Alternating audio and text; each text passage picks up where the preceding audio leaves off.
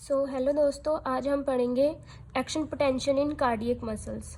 हमें पता है जो हमारा एक्शन पोटेंशियल होता है वो हमारी बॉडी में 2-3 टाइप में डिवाइड होता है। मान लो एक तो हम पढ़ते हैं जैसे हम नर्व्स के अंदर हमने 11th और 12th में पढ़ लिया है, और एक होता है मसल्स के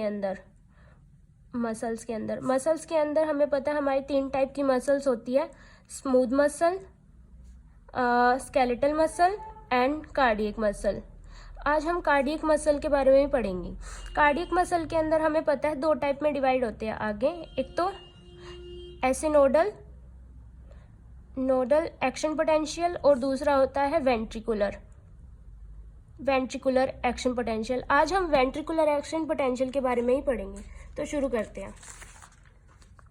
तो अब हम करते हैं फेज 0। फेज 0 के अंदर क्या होता है, हमारी रैपिड डीपोलराइजेशन होती है। मतलब जो हमारा सोडियम इन्फ्लक्स हो जाता है, ज़्यादा पॉजिटिव चार्ज अंदर आने लग जाता है। हमें पता है कि जो हमारा नॉर्मल रेस्टिंग मेम्ब्रेन पोटेंशियल होता है वो -90 मिलीवोल्ट होता है।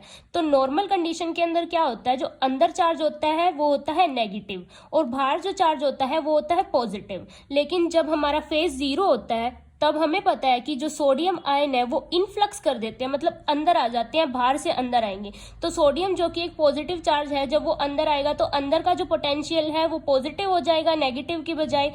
इसके अंदर तभी हम कहते हैं कि ये फेज 0 रैपिड डीपोलराइजेशन होता है।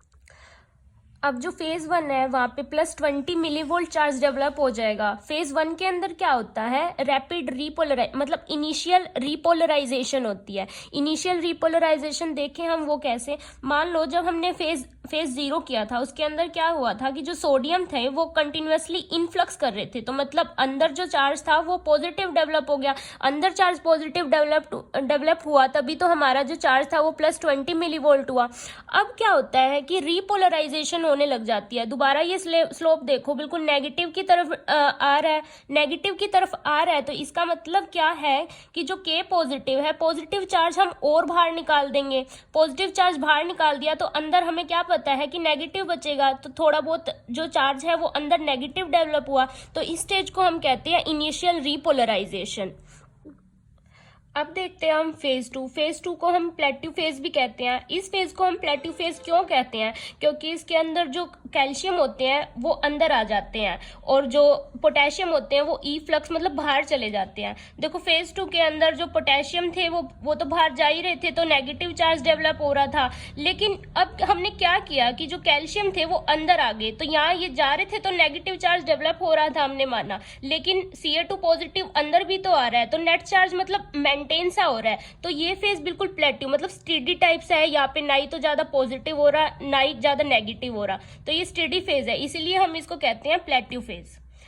तो अब हम देखते हैं फेज 3। फेज 3 के अंदर क्या होता है, रैपिड रिपोलराइजेशन। देखो जो हमारा स्लोप है वो देखो एकदम कितना डाउनफॉल हो रहा है, तो मतलब जो नेगेटिव चार्ज है वो बहुत ज्यादा अंदर डेवलप हो रहा है। फेज 3 के अंदर क्या होता है, रैपिड रिपोलराइजेशन, बहुत जल्दी नेगेटिव चार्ज अंदर डेवलप होता है। फेज 3 के अंदर हम देखें तो अंदर नेगेटिव चार्ज डेवलप हो रहा है। क्यों हो रहा है, क्योंकि जो पोटेशियम है वो बाहर जा रहा है, बहुत तेजी से बाहर जा रहा है, और जो कैल्शियम के गेट्स हैं वो भी अब इस टाइम क्लोज है, तो K पॉजिटिव बाहर जा रहा है, तो इसकी वजह से अंदर नेगेटिव चार्ज डेवलप हो रहा है।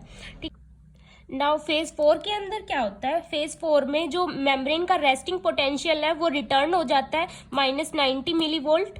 ठीक है, तो इसके अंदर हम यहाँ पे देख लेते हैं। फेज 4 के अंदर हमारी नॉर्मल कंडीशन बैक आ जाती है। तो अंदर हमें पता है कि हमारी नॉर्मली नेगेटिव मेम्ब्रेन पोटेंशियल होता है तो माइनस चार्ज डेवलप हुआ, और बाहर जो पॉजिटिव चार्ज होता है तो पॉजिटिव डेवलप हो गया। तो ये हमारा normal resting membrane potential again develop हो गया।